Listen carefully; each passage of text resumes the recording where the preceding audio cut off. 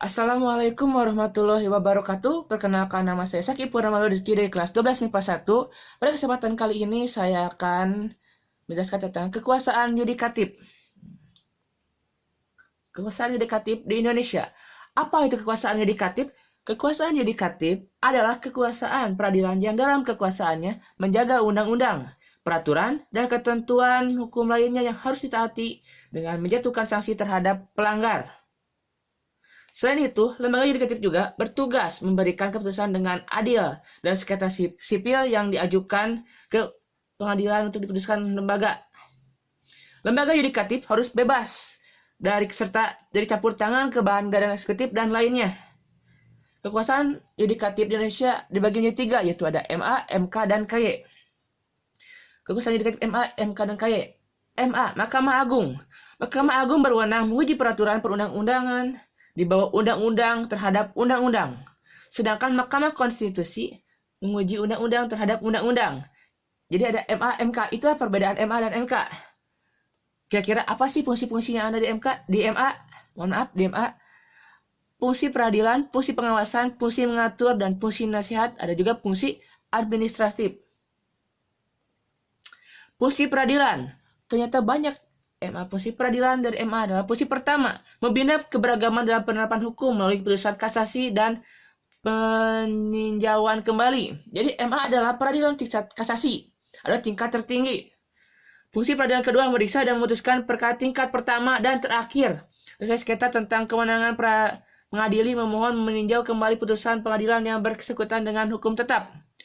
Fungsi peradilan ketiga, memegang hak uji materi dengan menguji apapun menilai peraturan perundang-undangan di bawah undang-undang. Selain itu, ada juga tugas pengawasan. Fungsi pengawasan pertama, Mahkamah Agung adalah pengawas tertinggi terhadap jalannya peradilan di semua lingkungan peradilan. Fungsi pengawasan kedua, Mahkamah Agung sebagai pengawas pekerjaan pengadilan dan tingkah laku para hakim. Jadi, mengawasi para hakim dan pekerjaannya. Fungsi mengatur, Mahkamah Agung juga mengatur lebih lanjut dalam mengatur undang-undang tentang Mahkamah Agung. Fungsi nasihat pertama. Untuk fungsi nasihat pertama, Mahkamah Agung memberikan nasihat apapun ataupun pertimbangan dalam bidang hukum kepada lembaga tinggi negara lainnya.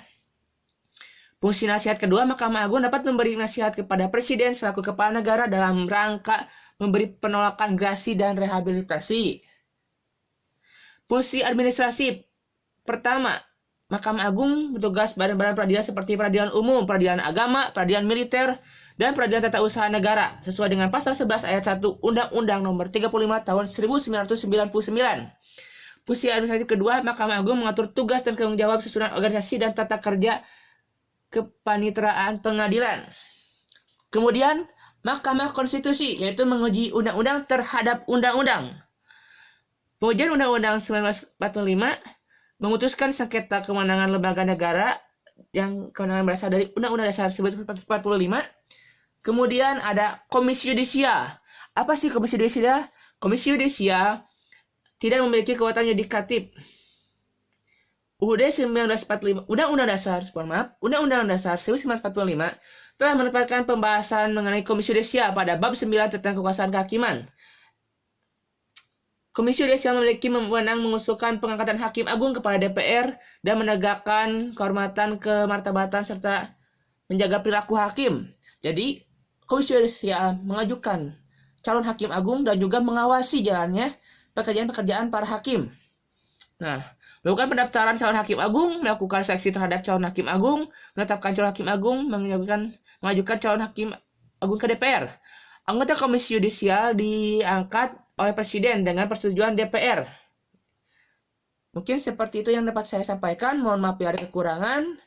Mohon maaf bila ada ketidakjelasan dalam video ini. Mohon dimaafkan. Wassalamualaikum warahmatullahi wabarakatuh.